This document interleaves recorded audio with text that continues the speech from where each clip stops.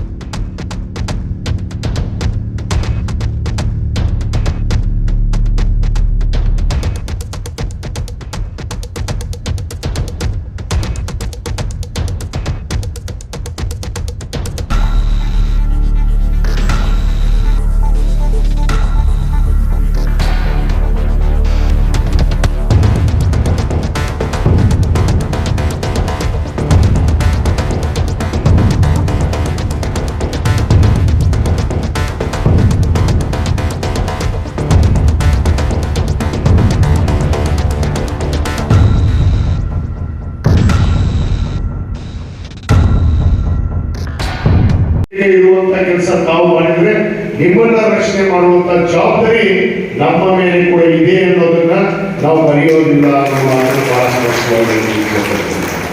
ಯಾಕಂದ್ರೆ ತಾವು ಕೂಡ ಆರೋಗ್ಯವಂತರಾಗಬೇಕು, ತಾವು ಕೂಡ ಸಮಾಜದಲ್ಲಿ ತೆರೆಯಂತೆ ಎತ್ತಿ ನಡೆಯುವಂತವರಾಗಬೇಕು.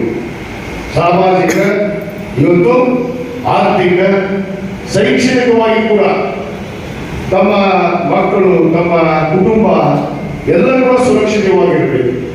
ಆ ನಿಟ್ಟಿನಲ್ಲಿ ಇವತ್ತು ನಮ್ಮ ಸರ್ಕಾರ ಕೂಡ ಇವತ್ತು ಅನೇಕ ಪೌರ ಕಾರ್ಮಿಕರಿಗಾಗಿ ಇವತ್ತು ಸಾಮಾಜಿಕವಾಗಿ ತಮಗೆ ಅನೇಕ ಹಕ್ಕುಗಳನ್ನು ನೀಡುವುದರ ಜೊತೆಗೆ ನಿಮ್ಮನ್ನು ಬೆಳೆದರೂ ಬೆಳೆದಿರಬೇಕು.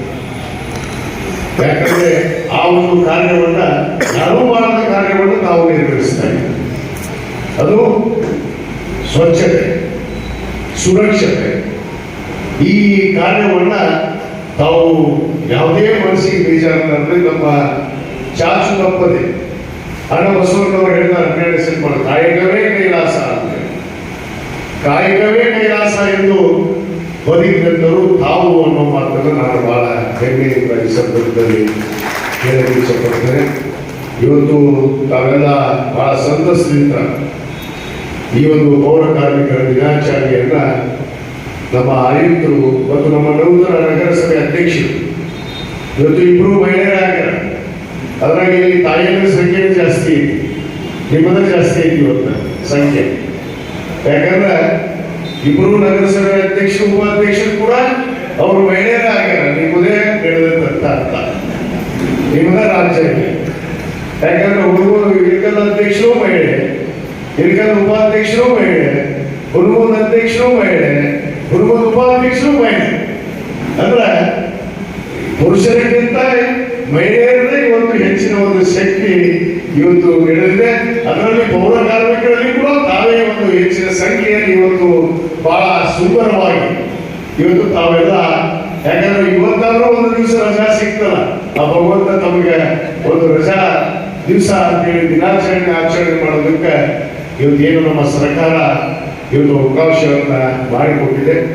ಆ ಒಂದು ನಿಟ್ಟಿನಲ್ಲಿ ಇವತ್ತು ತಾವೆಲ್ಲ ಬಹಳ ಸಂತೋಷದಿಂದ ಈ ಒಂದು ದಿನಾಚರಣೆಯನ್ನು ಆಚರಣೆ ಮಾಡೋದ್ರ ಜೊತೆಗೆ ಈಗಾಗಲೇ ತಮ್ಮ ರಕ್ಷಣೆ, ತಮ್ಮ ಸುರಕ್ಷತೆ ನಮ್ಮ ಸರ್ಕಾರದ ಜವಾಬ್ದಾರಿ.